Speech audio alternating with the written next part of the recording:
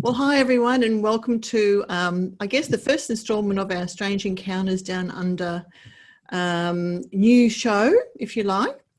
And we've all have the Strange Encounters Downunder YouTube channel, of course, which you know, and the Facebook page. But I'm starting a series of interviews with interesting people who've had years of experience in interesting fields of research. So today I'm joined by Ray Doherty.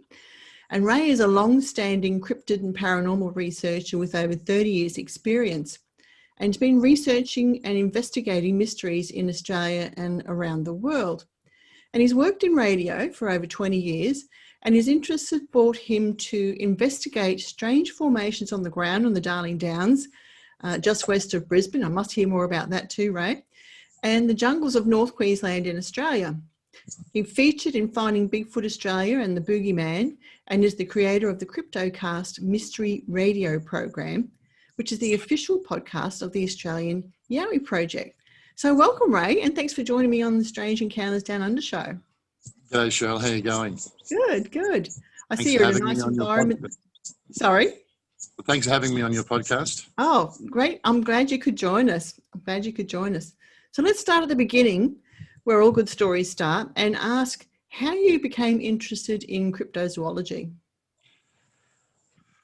Well, in cryptozoology, I started back in the late 80s, early 90s looking for UFOs. And we were some friends out at a place called Mount Walker out near Rosewood. And we if nothing else, it was a great place to look at stars. And we used to go out there quite often. We used to see lots of shooting stars, and also it was close to Ambley Air Force Base. And in those days, you could be close to it. And one of my friends sat there with a scanner and tried to listen for any sort of secret transmissions, you know, as you would in those days. But we were sitting there one night, and we had this really bad smell come up around about 1:30 in the morning. Really, really bad smell. And there was cows and everything around. So we thought, what, dead cow? Yeah, maybe it's a dead cow. And because there's a lot of farmland. And probably about 15 minutes later, we just suddenly heard this shriek, this yell, this scream. It was indescribable. And we looked at each other, and there was four of us. And we looked at each other, and we just said, I mean, we'd heard about yowies, but you know, when you spend a lot of time out in the bush, you hear about lots of different other things that are out there, but we'd never really entertained the thought of it. And we thought, no, surely it couldn't be. And then one of the young guys' sons, young Stevie, he had a really high-powered halogen spotlight, and he was scanning the surrounds. And he said, have a look at this. So he shone in the big light, and we're having a look at the binoculars, and we see this pair of eyes that, you know, all the cows and the sheep are red, and these are like a yellowy, and when it turns its head, it goes greeny, and then it goes red, and as it moves its head, and then we thought, what? And they were large eyes. We thought, what the hell is that? And then it stood up, and you know, as you know, with measuring an object off in the distance, you can get an idea about how high it is off the ground, and it suddenly went up, and we thought, holy crap, that's about 8 feet. And then it started walking towards us. And little Stevie had the spotty on it, and we could kind of make out this humanoid shape. And we just said, no, we're out of here. So we threw the telescopes and everything in the boot of the car. We hopped in the car. I mean, this was in 93, 94. And so we hopped in the car and we just threw everything in, and we just took off. We weren't hanging around. So then, of course, I had another experience a year later out at the McPherson Ranges, where we were doing the same sort of thing. We had telescopes set up looking for anything, anomalies in the sky. It was just a beautiful dark spot. We knew the landowner. He had a small house in the middle of a pastoral lease, and again, I went to sleep in my car because I snore, so they nominated me to sleep in the back of the car, and at 6'4" in a little Japanese car, it wasn't exactly fun. But so I was put in the back, and next thing I know, maybe a little bit later on, it's about 3 o'clock in the morning or so, 3:30, I start hearing something shuffling up against the car and a growling, and thought it was my friends, and I kicked the window with a few choice words saying, "Leave me alone, go away." And then this thing just kept getting aggressive, and the growls kept getting louder. And next thing I know, the car's shaking like as I said, the only way I could describe it is like I was inside a washing machine. So, and I'm being thrown around. I hurt my shoulder, hurt my eye. I could hear the noises of the roof popping, and then my friends, I could hear them yelling, and I see a light from a big, powerful torch from our halogen spotty, and they shined it on this thing, and they just said, it looked like an 8-foot bear standing on its hind legs, and it just roared at them, and the roar was so loud, and then it just took off. And for a long time, that night, I thought it was them until daylight came, and when I saw the footprints and the damage to my car, and I just thought, no, that wasn't them. And so I thought to myself, well, one day I'll get to the bottom of it. And, having children and everything, and they grew up. So around about the early 2000s, I started looking into it and learning a lot of things by mistake, learning a lot of errors, just basically spending time in the bush and looking at other resources I could find. And that's how we ended up where we are. That must have been a terrifying experience. I mean, I can put myself in that place there, and I can't imagine how terrifying it would have been. Well, at first, see, the funny thing is that not really, because I thought it was my friends. Oh. I thought it was them playing a joke, you see. So I didn't really, not until I heard the thing roar, but I went, that's not them. What was that? Because I was so angry. I was fuming. I was trying to get out of the car to say, stop rocking the car. And I hurt my shoulder and I hurt my eye, and I just was really angry, and I wanted to get out of the car and give them a piece of my mind. And then it stopped, and I heard the roar, and I just thought, maybe I might stay here. What was that? I have no idea. Then they came up. Because it was so pitch black, I couldn't see anything outside the windows. It was just completely black. And it wasn't until one of them came up to the window, and I just said, what the hell happened? What were you blokes doing? What was that? And, talking a million miles an hour. And it was just it was when I saw those footprints, after I heard that howl, and when I saw those footprints, in between that time, I was just in a state of confusion, because before that, I thought it was them, and I just wanted to get out and give them a clip around the ear for doing that. But gosh, I could imagine. Gosh, wow. So, for a long time, people have thought about, Yowies as being part of the Australian folklore and mythical creatures, etc. But there's been so many sightings that have taken it out of the folklore basket and into a serious field of research. And why do you think it's become such an important field of research and so popular too? That's good questions. I mean, the way we approach it, I mean, we're not scientists by any stretch of the imagination, but we, meaning the people I work with, the independent group of researchers that I work with, but we all do believe in a science-based approach. We believe that they are a flesh and blood creature. We believe that they are a real physical thing in our universe, just in the way any other human being would be. And that, we use science as best we can, and things like the data collection to capture that information. Now, not everyone works that way. A lot of other people have different views, and that's okay, because that's for them. That's their thing. But we've had a few discussions about this. Insofar as to answer your question, there's a very big proponent of people in this community that just like stories, that just are in it for the stories. Like people like true crime podcasts and true crime shows and true crime books. People like real life paranormal stories, or what they perceive to be paranormal, or real life scary stories that scares them. And we've actually noticed there's a lot of people that just go out looking for a yowie, not knowing really what they're doing or having any clue, but just to scare themselves. And you may have found the same thing in night watches in the past. I don't know, but certainly that's been our experience. People just want to come out and go, "Hey, what are we doing tonight?" "Oh, I don't know. Let's go yowie hunting." let's go for a drive through the forest and scare ourselves stupid. And a lot of people do that. And that is certainly the case, one of the reasons. But also, I think the other reasons are there's the younger, more inquiring minds now, and a lot of the younger generation are asking a lot more questions. And I think that to that point, that's always a good thing.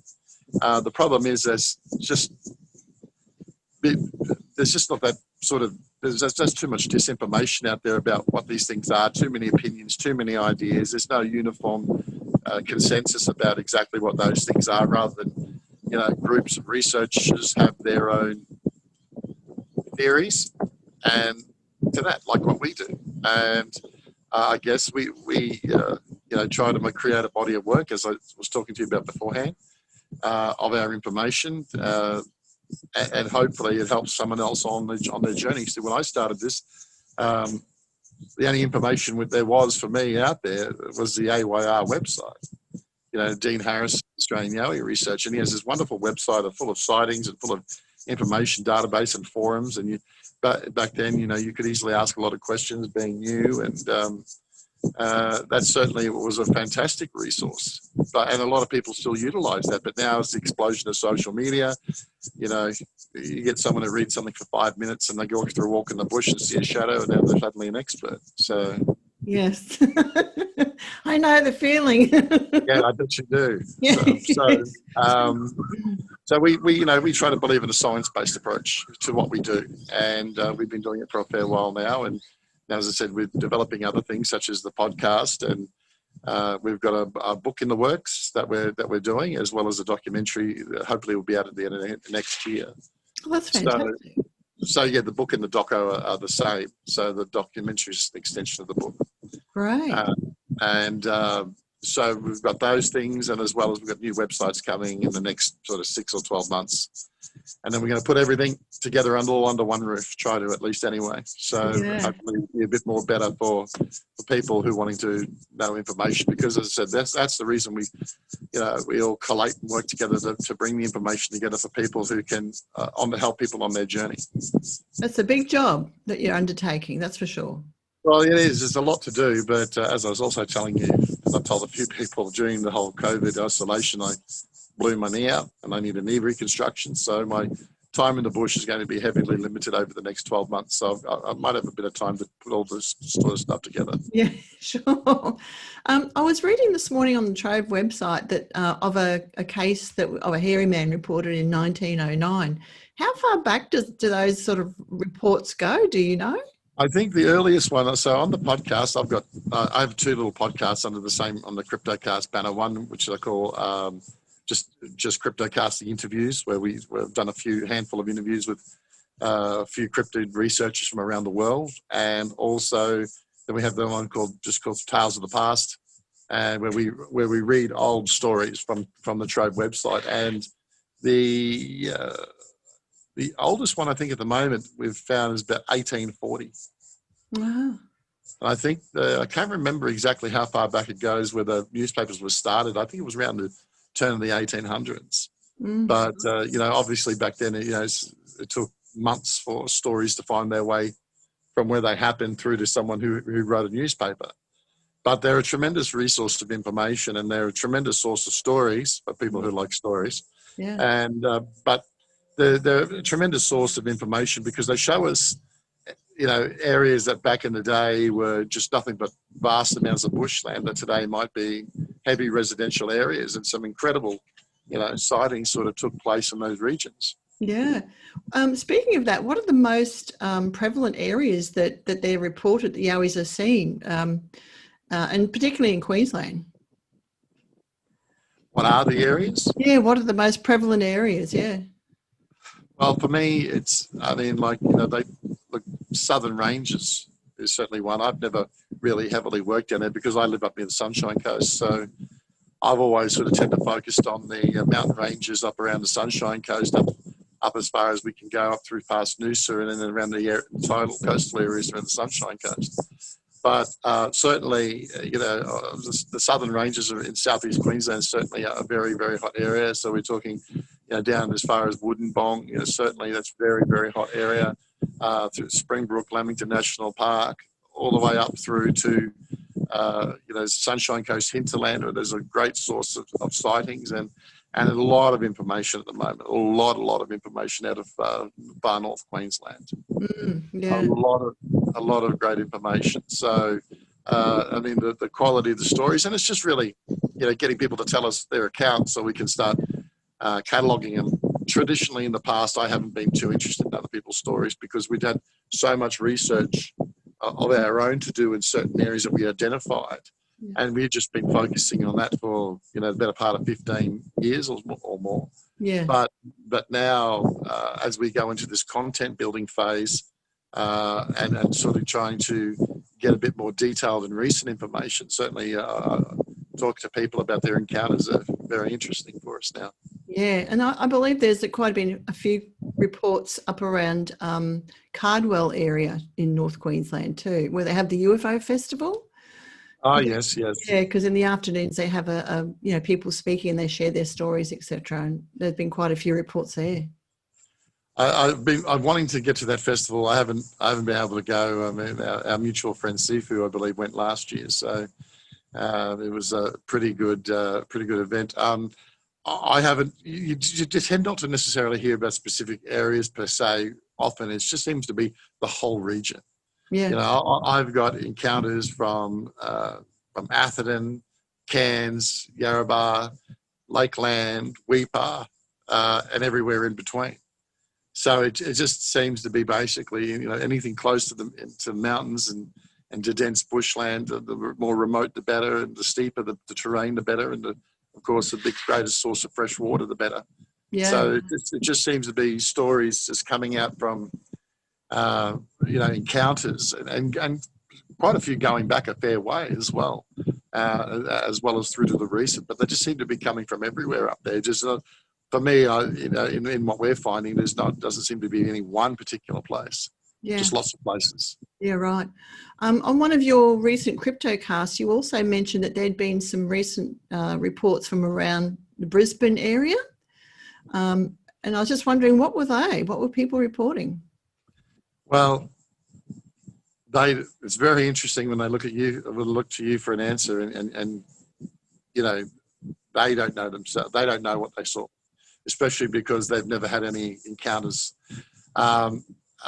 Not all the witnesses we've gotten to speak to. Some don't want to speak to anyone at all. They just said, "Here, have a look and tell me what you think it is, and then just leave me alone," kind of thing, as you would know. But we've had, and then this is what prompted the new project, which is the book and the documentary. And I can tell you first here, it's going to be called the Urban Yowie Project. Oh. So that's what the book and the documentary is called, Urban Yowie. And we're going to be cataloguing and investigating reports of these sightings very close to the city fringe. At the moment, there's been, during COVID particularly, there's been three predominant ones that will feature in the book that occurred. One at Griffin back in April, taken by a photo taken by a lady on a morning walk during isolation when we were allowed out for not very long. And she went out, and believe it or not, Griffin. Now Griffin, for those of you who know Brisbane, it's a bustling residential area, but 5 years ago it was complete total bushland. And in fact, I've lived in the area for 13 years, and the whole area has been total bushland for a long time, and it's only been in the last 5 years it's all been starting to be developed, and it used to have an extensive farmland, and across the river there's a very extensive wildlife reserve. And that's probably one of the spots where we believe they live. Well, certainly the small ones, and this is what's been identified as a small one. We conducted an investigation after we conducted a couple of investigations. We went down to the site, did a recreation, and we were able to work out the numbers with the help of a friend who's a former scientist of the numbers. Physicist comes in handy for working out math, and he was able to calculate the height and the distance for us based off our measurements. And we know that both of these objects we witnessed were 4.5 feet tall. And we do have a couple of good images, which we have to save for our book and for our documentary. And we've got a history of the sightings and activity in the wetland going back 10 years. So that was a very, very interesting one. One that were quite popular on AYR recently as they've done this witness report, you can find it on their website, is the one out of Bellbird Grove at Upper Kedron. Now, the Griffin one was 25 kilometres from the Brisbane CBD. This one was 15. Where a man, again, during COVID, went for a walk in the bushland, and he heard some rock clacking, and he saw what he described as a baby yowie, and in the company of what he described as probably a large female. Now, that report's on the AYR website, but it's certainly very, very, very interesting. And one that quite a few people don't know about, and we're still trying to get a lot more details on, was, a truck driver doing his midnight run, saw two of these things walking across the road in a semi-rural, residential/rural area, sort of in between Brisbane and Ipswich. But it was more like 1 acre blocks on the left, and then on the right was a wildlife area. And we're still trying to get a hold of him and get more details, but he was quite shaken up about it, and apparently the level of sighting was quite good. But there's just 3 examples in the last 6 months, because we did ponder, whether they're thinking, where are all the humans gone? Yeah. Can we go out? The interesting one, the one about Griffin, is we got a picture of it carrying a dead bird. So, for those out there, if they're interdimensional, who pop into portals and, they leave footprints, they leave fingerprints, they leave hairs, they leave saliva, they leave teeth marks, which we've all got the evidence of, and fingerprints. But then why would they need to eat? So we've got a picture of them now with food. So it's been fascinating sightings, but this is not new. It came to us only because during COVID, not much of anything was happening because no one was going out anywhere. But the fact that these 2 of these 3 were during broad daylight, which is very, very rare. Yeah. And closer to the city. 25 kilometres and 15 kilometres. And then the other one was around about 8 kilometres from Ipswich. Oh. So not very far from, really well within the urban footprint. But again, remembering that these areas, like 10, 20 years ago, were just nothing but bushland. Yeah, that's right. And I've received a couple of reports over the years. One was someone was driving from Brisbane to the Gold Coast in the early hours on the highway. This was before we had that 4-lane highway each way from between Brisbane and the Gold Coast. And so there was hardly any traffic on the road in those days. And there was this huge, hairy beast, he said, that just sort of loped slowly across I think it was the 2-lane highway in those days, or 3-lane. Yes. And it just disappeared, across and that was at Coomera. Yeah, a lot of information down at Coomera, Mount Tamborine, Oxenford, through those areas there. Because back in those days, of course, we remember what Brisbane was like. And it was just really thick, dense bushland. Yeah. And, now it's, again, we talk about it's just, it's like the bush has been removed and, several hundred houses have been plonked down there with shops and a Woolies. Yeah. Just been plonked down in its place. And I do believe that it's quite possible that these creatures are getting landlocked, are getting stuck in maybe wetland and wildlife reserves. Now, at first, when I first thought about this, going back a few years, probably 10, 11 years, thinking that one, small, perhaps maybe small Junjuddy size could be living in these small wetlands, maybe a part of me sort of wanted to dismiss it, thinking, no, that's just not possible. But if you do an experiment, particularly with those people who like to go camping and using primitive skills and like to hunt and like to live off the land, and if you realise that a human could probably survive on 1,000 to 1,500 calories a day, so let me just get rid of that. Probably live 1,000, 1,500 calories a day, and you had a fairly wide diet, that you weren't particularly just meat, you were omnivore, that you ate plant, you had an excellent knowledge of the bush tuckers. It's quite doable. Particularly if you go for a walk, like one of the things that we like to do when we find an area is we catalogue the foods. What natural foods are there? Not only the meat sources and the protein sources, but is there an access to fish? Is there fresh water? Is there access to bush tuckers? The bush fruits and the bush vegetables. And, certainly walking through there, like what we did with Gary, walking through a few sites, and he can readily identify the food as what can any bush tucker expert can do. And they can readily show you the abundance of food that lives in the Australian bush if you know what to look for. It literally is a supermarket. So you would think that these creatures that perhaps have hundreds of thousands of years of, survival skills imprinted into them for forever, into their DNA, that they could probably do it fairly easily and much easier than what we actually all think. Yeah. I was just wondering, is the species that have been found in Australia, are they the same as what are in the US or in other countries? There's a friend of ours who is very interested. He's getting close to retiring on all fronts soon. He's been very interested in doing hair studies for quite a long period of time, and he's also an ex-scientist, and he's made still has a lot of connections with other scientists. And he got obviously we've got about 3 samples from different parts of Australia that all look the same, and he got a hold of a couple of American samples, and he had compared those and found them to be the same. Are they the same thing? Probably not. But I would simply say, if a wolf is the master breed and you've got a German Shepherd and a Husky, now they're all part of the wolf family. They all look fairly similar, but they're all very different. Or maybe the difference between a Husky and a Samoyed. They're all part of that same family, but are they particularly different? I think they are, but genetically, I think probably they're all very, very similar. Very close to the same. I think at one time they probably all had that common ancestor. Where that came from, we don't know. Unless we're prepared to ante up a lot of money and have the whole entire sequence genomed, get the entire genome mapped, and that's going to cost a lot of money. We've looked into it. We've got DNA samples and we know how to get more. But the problem is that the entire genome needs to be mapped, and it needs a lot of, you need to be able to extract the DNA. You need to be able to analyze the genome, like places like at the Garvan Centre. Then you need a bioinformatics lab that can have the computer power to map it. And then, of course, you need someone who's a specialist to be able to, reassemble the data. And then, of course, then you need another person to write the opinion on it, to tell you exactly what it is that you have.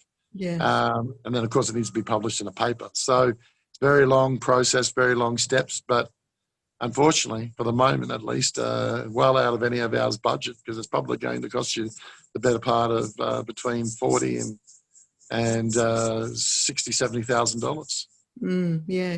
When you talk about those samples, are you talking about hair samples, or what are you talking about? Well, for me, I got saliva samples. Okay. So I have had hair. Others have got hair with follicle. And that's pretty much our main 2 sources. Yeah. And how we got saliva samples is through feeding stations. So what's an accepted way, particularly in primatology, of doing studies with particular apes and primates, is you set up feeding stations and you set up cameras around those feeding stations. Now, we've never really gotten anything on camera. We've got plenty of things on audio. And because they have a strange way of they have a very ape-like way of doing something, of getting the food out of a feeding station, which we have been able to capture, more or less. But what they will do is they'll take the food out of the feeding station. They will not eat it then and there. They will take the food out of the feeding station and they will take it off somewhere and hide and scoff it themselves. But they generally are never more than 50 to 100 metres from the feeding station, because if there's more, they'd love to come back for more, and they want to, of course, hide it. It's very gorilla-like behaviour and how they like to feed from a feeding station. Another great gorilla thing that they like to do is what gorillas like to do is, if their food, or if someone's having a feed of, say, termites or big clunk of termite-infested wood, and a couple of them might be eating in there and there might be a log, they'll come running in. They'll come running in at high speed, grab a big handful and run out. Now, what we found with feeding stations here, what these creatures do, they do the same thing. They'll test, because they can see because they have a lot more bigger eye space where they can allow a lot more light in, they can see a lot better at night. And they can see, we believe they can identify infrared from the trail cameras. And the trail camera activation points are so slow. And I really do think they know what these things are. And we've got videos of them. You see sticks suddenly appear across the screen, and then it stops, and then it goes away, and then you'll see a stick come from another direction. And this is in the middle of the night, middle of the bush.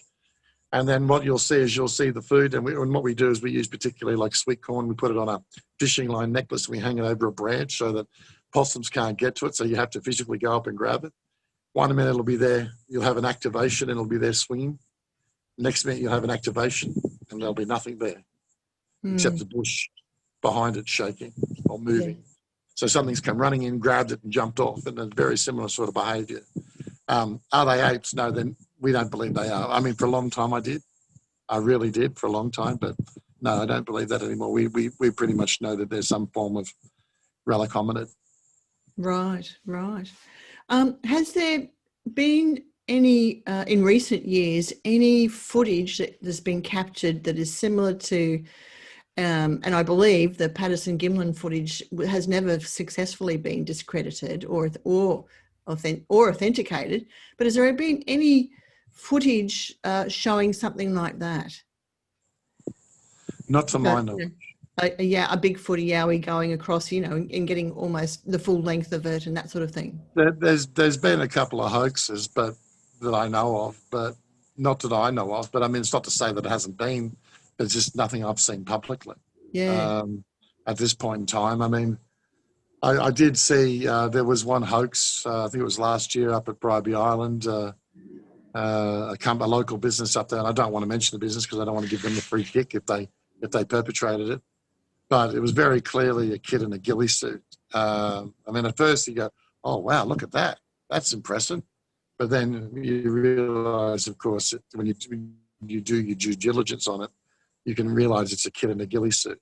And other than that, not that really I've seen. Not that I'm aware of. As I said, not to say that someone hasn't captured it. It's just nothing that I've seen personally. Yeah, right. I was thinking about the American Bigfoot, and there must be a lot of misidentifications, obviously, and we don't have bears in Australia that we could say, oh, well, it's a bear. But what's the most commonly mistaken Australian animal that people report as a Yowie? Kangaroo. Kangaroo. Depending where you go, depending on the size of the kangaroo, how big the kangaroo is, it certainly does depend. Whether it's a big red or even big greys. I've come across a couple of big greys in the last recent months, standing well over 6-7 feet tall, or up to 7 feet. I mean, certainly at least up my height. And I think I put one on my own personal Facebook page a couple of weeks ago. He was big fellow, and they just stand there in the bush when they're looking at you, and they can stand back in the tree line and can be very easily mistaken until they start to move. And of course their movement is so distinct that you really can't confuse that. Yeah. But I think in my experience, a lot of people are getting it confused with with kangaroos and wallabies. Oh, right. Yeah, right. Because you're right, though. We don't have anywhere near the things in America which can cause the misidentifications. Yeah. But here, there's not much to choose from. No, that's right. I was wondering if that made it easier to identify misidentifications. I think it helps with the elimination process, and certainly helps that when we find a hair, there is what they call the CSIRO hair data bank. Okay. So it shows you you're familiar with that one? No. So there's a database you can go to on the CSIRO website, and it gives you the structure of hairs, and you can find one that matches. And it is, particularly if you're looking at through a microscope into the hair, into the internal structure, or if you're doing what they call getting a scale pattern from the hair in glue, then you can certainly at least try to match the scale patterns. And if you can't match it, and kangaroo is very easily ruled out. And because what we found with the scale patterns, not that they're particularly diagnostic, but they can be certainly in distinguishing between a kangaroo and at least a human, is the scale patterns of humans are very distinctive compared to kangaroos, and they're very just chalk and cheese. Right, yeah. Someone came to our UFO meeting and they showed us a photo that they believe was a Yowie nest in a tree. Have they been known to make nests in trees? Oh, absolutely. Yep. In fact, on the numerous occasions that I've had with them, I've seen them probably the majority of the time in trees, particularly during the day. Absolutely. One of the best photos I've have taken them as the tree sitter. We call them the tree sitter. And we probably have another half a dozen photos that, that you can actually see these things sitting in trees. Yeah. Why do they sit in trees? Well, for a start, they have height, so they can, it's particularly in bush, and oftentimes there's near game trails, so they can see who's coming. They can see maybe a kilometre away, depending how tall the tree is. Anyone coming, especially at night, they can see the lights off in the distance, and they know whether they stay put or whether they can move away. And also, they help them with get access to the cool breeze in summer, and they get above where the mosquitoes and the insects are. But also as a security thing. I mean, this is one of the really confusing things about the Yowie, and as I said, particularly if you take a science-based approach. Like I said to you before, I was all in on the whole ape theory because they live like apes, they behave like apes, they act like apes, they even partially look like apes, a lot of them do. But the genetics and the hair samples particularly, and when you get a close shot like we did in the tree sitter and you go through that whole reconstruction process that we did with the artist Buck Buckingham and building the bust, you realise that they're not apes. Though, I mean, we are hairless apes. Humans are. We're hairless apes. We're a great ape, and I believe that they're part of that family. But if we try to equate it to like a gorilla or an orangutan, then that's no. Yeah. That's not the path. They're up there with the human, but what sort of human, we don't know. Yeah. So what about other environments? Have cavers come forward and said that they've seen them in underground caves? No, not to me. Not to say that I haven't, but just not to me, and not that I personally know of. I have heard the odd one or two reports stretching back into the old days on Trove up in North Queensland, and also down on the Murrumbidgee as well, where they were found in caves. It stands to reason that where there's a cave, that one of these things could very well be, depending where it is. We certainly know that they use what we call hollow out sections on riverbanks, on dry riverbanks. So, when you see big dry riverbanks, and you sometimes see these giant gum trees, and you'll see half their roots hanging over into the water and half them on the banks. And we've had evidence that they will find one of those sections and they'll dig out the section underneath the roots and make a little hidey hole cave while the creek's dry. And then they will hide in there, particularly during day or night, but particularly the day. We've actually had a few people tell us that as well. But generally we find them, particularly for us where we are, very close to sources, whether it be, and particularly the steeper the terrain, the better for them, that they tend to like. Yeah. But water, particularly now that we're coming into summer, fresh water. Right. And what about the purpose of them marking trees and snapping trees and creating frames from them? I met an Indigenous elder probably about 6-7 years ago now. 8 years ago. And he was telling me, because where he's from, he had experience with them, where he's from. And he was telling me that, to Indigenous people, when they use the word language, it's not always, they don't necessarily always mean verbal.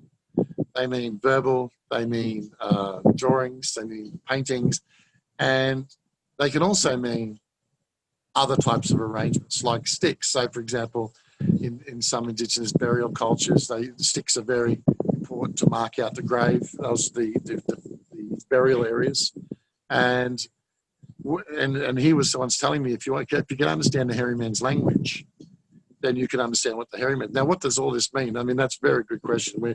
And realistically, until we can actually see him do it, it's just guessing. Yeah. But if we can draw upon what we've learned from Indigenous people, and maybe it could be a learned behaviour or it could be their own, we don't know. But we certainly do know a couple of things. We definitely do know one thing for sure. One of the activities is certainly boundary marking. We've had 4 locations in New South Wales now that have had these creatures coming to their properties, and we asked them to try what we had found. We're going into their areas. We found these big sticks driven into the ground. Not just a little bit into the ground, but we're talking 6 to 10 inches into the ground. And having learnt about some Indigenous cultures using sticks into the ground to mark out sacred areas, and them doing it as what we perceive to be boundary marking, we came to develop the hypothesis that perhaps the number of sticks equates to the number of creatures. The shape of the size of the sticks equates to the role that individual will play. So a big, giant, thick stick might be a male.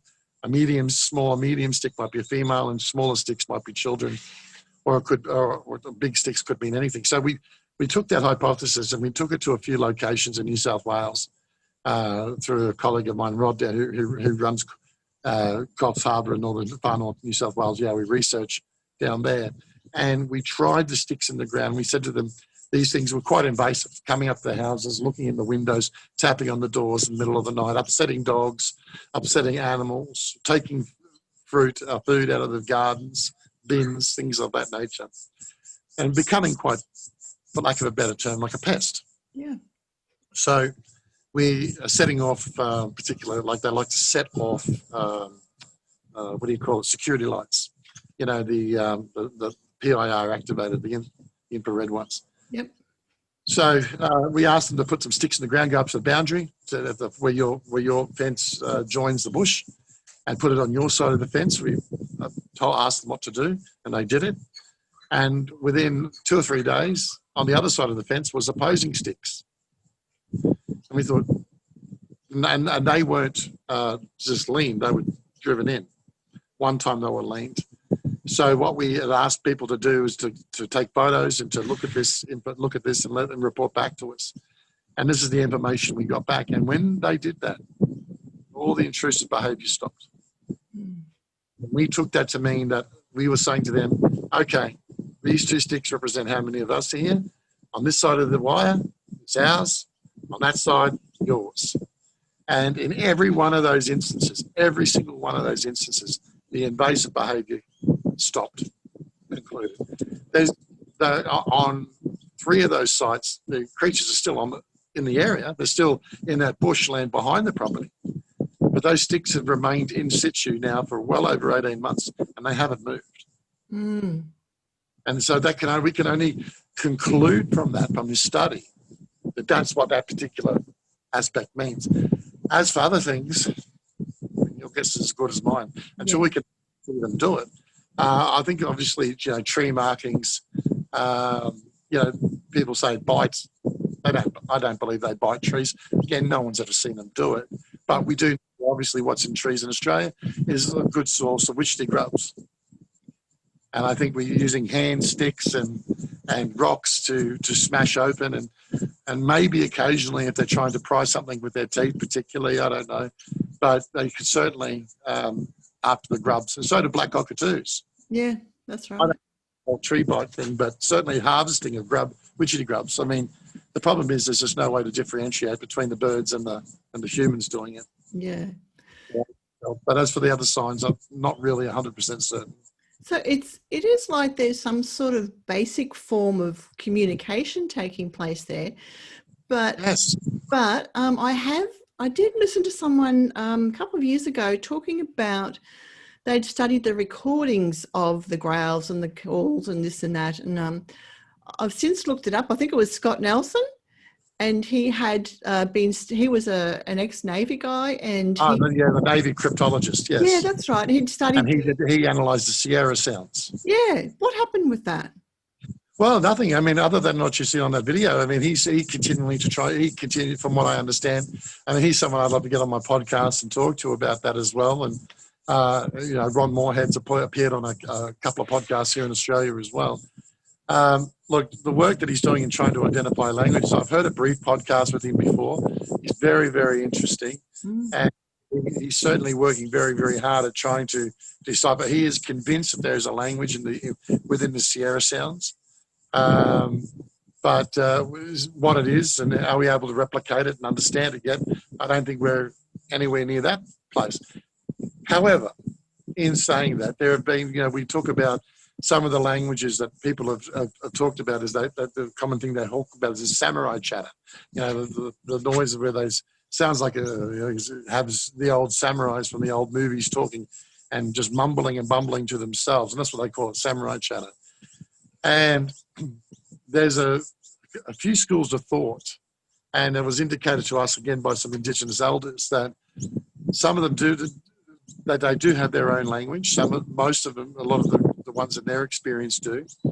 And it would be a version of the original ancient indigenous language that maybe they all shared and spoke at one point in time, thousands of years ago. And as, of course, over the period of time, as they lived apart, moved apart, the language has changed. And we think that samurai chatter, that they perhaps speak very fast. Just like if you hear an indigenous elder speak his natural language, he speaks very, very quickly. Not as quick as what this Yowie samurai chatter is, but still very, very quickly. And it could be just a variation of local ancient dialects. We don't know, but that's a theory that some indigenous groups have. And to me, it makes sense, and it's a good one, because there's going to have to be, even with primates and even with apes, there is some form of basic communication, whether it's body language, hand gesturing, whatever it may be. There is some basic form of communication, and that would have to be the same in this case here. Yeah, right. I heard on the Bigfoot and Beyond podcast recently someone talking about a case of a 3-year-old boy who disappeared for 3 days. And when he was found, he said that a bear had looked after him, which it was great news that the kid was found, but I don't think it was likely that it was a bear that looked after him, more likely a Bigfoot or like that, I think. But, some years ago, I attended the Ipswich UFO meeting, and they had a guest speaker there talking about her family's experiences with Yowies in the Wollongong area.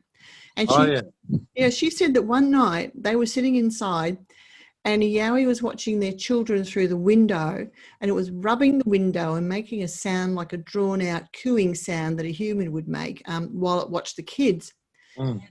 They weren't worried because her family had quite a lot of encounters with them, and basically they were inside and it was outside anyway. So I guess they didn't feel it was a great threat. But do you think that Yowies typically take an interest in human young? Like, have there been reports of them watching children? Yes, and yes. I know that there's been plenty of people I've encountered that have seen a Yowie just sitting there very quietly in the tree line, and I've just noticed it by accident. They've been walking out camping, kids looking for the kids. Where are you, kids? Where are you? What's that? Sort of thing. And the kids, and depending on the age of the kids, like I can tell you that when my youngest daughter, when she was much younger, I used to take her out to the bush, and we used to go pick up the cameras and the sound recorders. And we did that on 3 occasions, and on those 3 times, we had a vocalization rock thrown in the water, and she actually saw one walking across the bush. Now, again, on every occasion I took my youngest daughter out, that occurred. And it's a story that I've heard time and time again. And in fact, there's one researcher I know who says they saw from about a distance of 150 meters through a high-powered telephoto lens, they saw probably about an 8-9 foot Yowie watching these 2 kids play at a campground up on the Sunshine Coast about 3 years ago. And this researcher has a very, very trusted, in my opinion, to me at least, a reputation. And I certainly believe everything that he was saying to me, that he saw it. And that's certainly the case. I've heard other stories from all over, the east coast of Australia, particularly Queensland, New South Wales, but that is definitely the case. They definitely seem to be interested. And there's also a few properties up around central Queensland that have had, again, these sort of invasive experiences.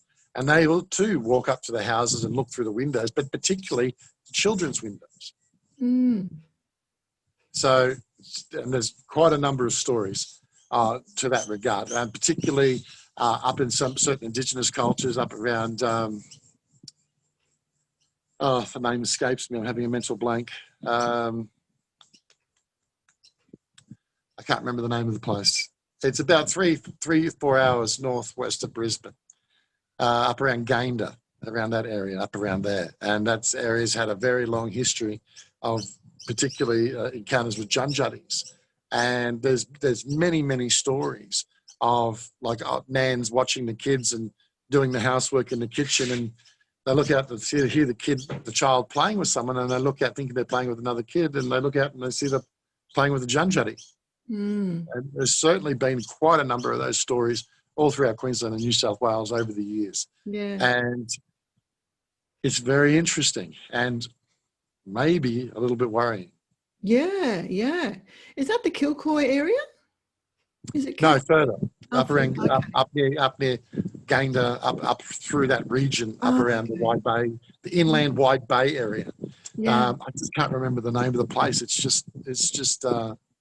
No, that's all right. It's just gone from my head. Yeah, but you keep leading into my questions, which is great, Ray. Keep up Sorry. the good work.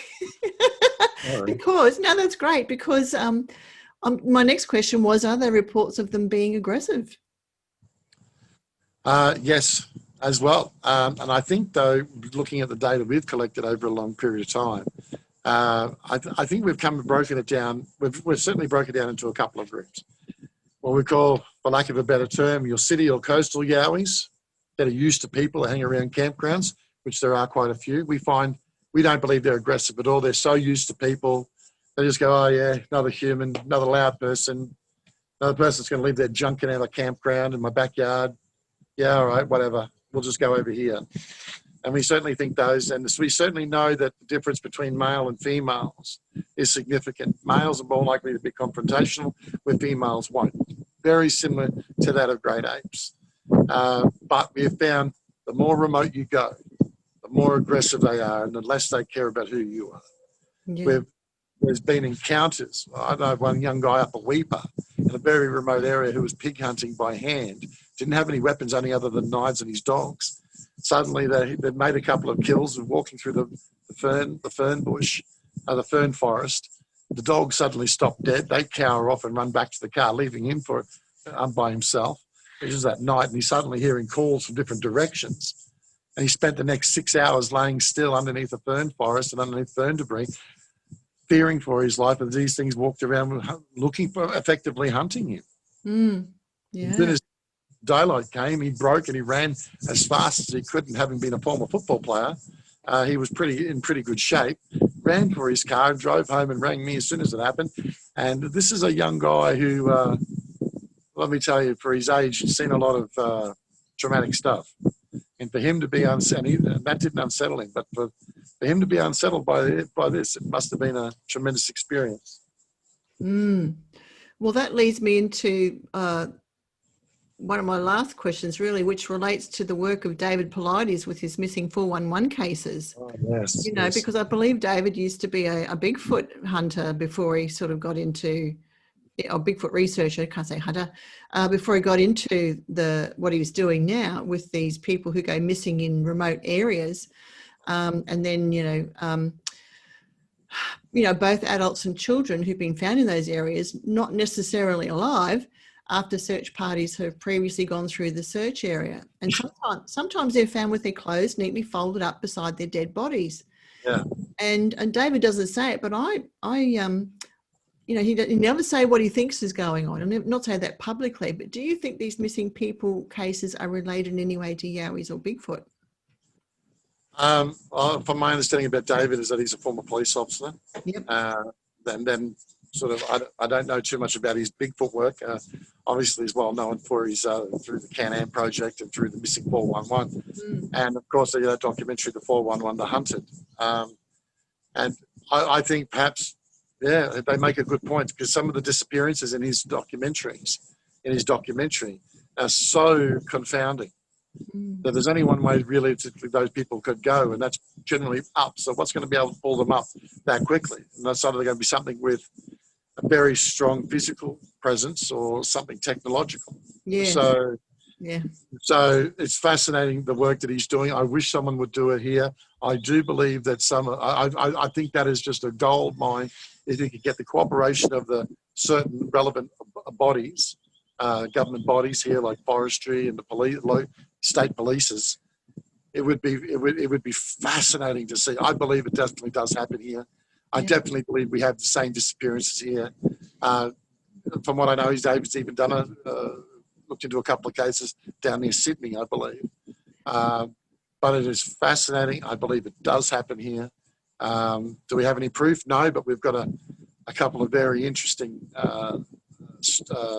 events that occurred in the past that could fit that bill if we knew more. So I won't mention the particular case, but it's out of respect to the families. But if we knew more about what the police had discovered, or about the more details concerning it, then we could make a better judgment.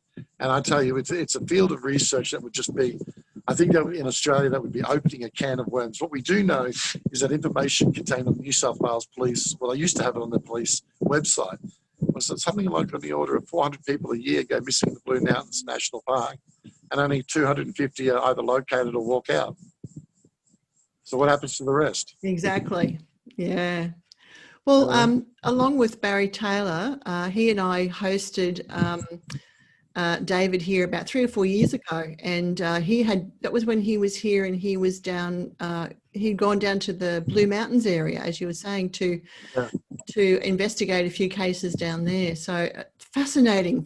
I think you're right. I think it's a can of worms if you open that up in here in Australia, and I think the police probably got their own X-Files section, don't you? Well, there's one case I know of, from what I understand. They got DNA at the location of this guy's camp. They said if they're in the press of saying it's unknown DNA. And from what I understand from reading the reports, that they had an inquest that was closed. So it raises a lot of red flags.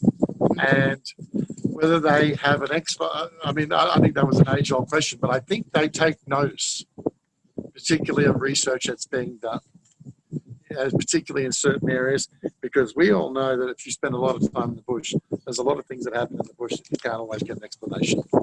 That's right. It defies logic about how things happen, or how people might leave home at one place and end up in another. Or, yeah. Things of that nature. Or people, one minute you're talking to someone in the bush, next minute they say, I'm going to go over here to take a leak, and then they don't come back. That's right. So, Weird. Who knows? Would they ever admit to it? Probably not. But I think I know for a fact they definitely pay attention. Yeah. So here's my last question, Ray. Last night I was on the other end of this interview. I was being interviewed for a UFO podcast. So, and the last question I was asked is there something that a question you'd like asked that you'd ever get asked? And I guess it left me with the idea, well, what's the next step? So what's the next step in Yowie research? You prove Yowies exist, etc. So what? Where does that then lead us? Where do you go from there? It's the genome. It's the genomic studies. We can get a body, we can get the National Geographic footage, right? And they will certainly help. They will certainly help. But if you're representing photos of it, everyone's going to say, look, that's a deep fake news. What do we believe? What is real these days? Yeah. So we need to get the genomic study done. That's going to cost a lot of money. And so anyone if we ever win the lotto, or if someone out there has won the lotto and they want to get involved in this study, certainly that would be something. It would take a long while, but the discovery of a new relic hominid that's not on the gene data bank already would be very exciting, and then we could prove that they're not only part of folklore, but they live in the real world just like the rest of us do. Yeah, and when you go camping, be careful then. Well, I would say just be aware. Certainly be aware to your, surroundings and to the environment. Be aware of the sounds and the noises, and be respectful. When you go into the bush, and you never know whose backyard you're walking through. Exactly right. Great. Ray, thank you so much. I've really enjoyed this conversation. No worries, Sheryl. Thank you very much for inviting me. And you've shared some great information there. So, and I'd love to have you back. Sure. Yeah, maybe a few months down the track, and we'll see what's happening in Australia at that time. That'd be wonderful. Yeah, well, it'll be interesting to see where we are. That's for sure. Yeah. Oh, thanks again. So, thanks again. No worries, Sheryl. See you later. Bye. Bye.